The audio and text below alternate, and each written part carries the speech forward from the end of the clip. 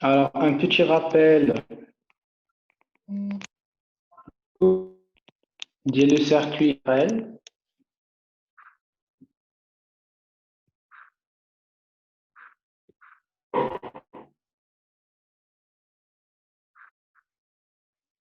Donc, R, ça vient de la résistance.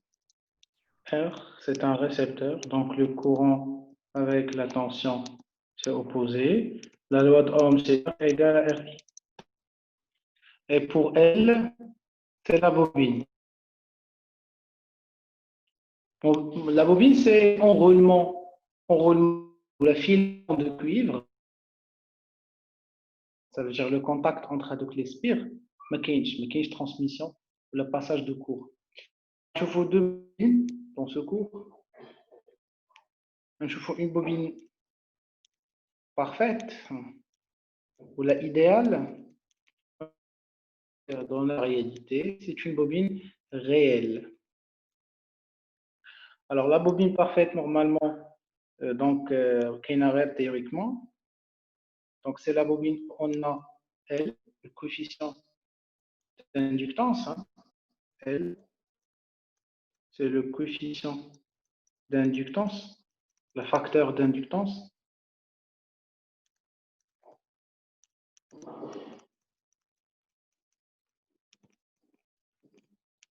En ORI, donc H.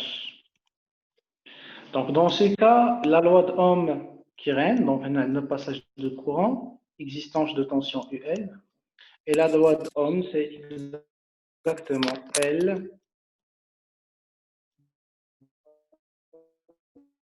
D. Alors pour la bobine réelle, donc normalement on fait un facteur d'inductance et une petite R. R, c'est une résistance. Résistance interne. C'est en ohm. Voilà, Hadi, il est équivalente une bobine parfaite plus une petite R montée en série.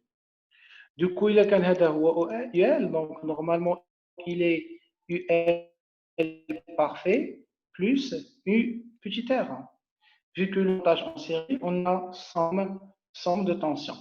Du coup, la loi d'Ohm fait que UL égale à LDI sur DT plus petit r.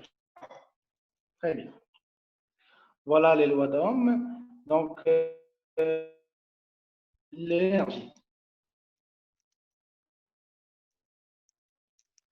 Normalement, l'énergie ici, c'est une magnétique.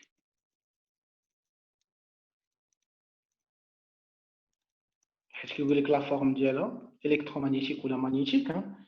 L'expression, c'est 1/2 le facteur L fois le courant et on cherche une petite démonstration. En fait, les DE magnétique sur DT, on cherche la puissance magnétique. Je connais des magnétiques. Normalement, c'est UL fois I. Parce qu'on cherche la puissance dans la bobine. C'est DM sur DT.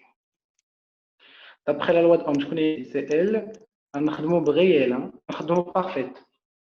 حنا بغينا la puissance purement magnétique. اما نخدمش غتكون عندك واحد puissance totale تساوي puissance d'ici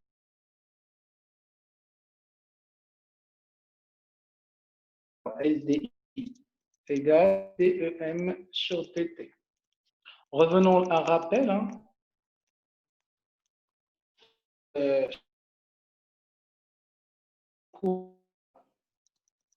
Normalement, c'est 2 fois I.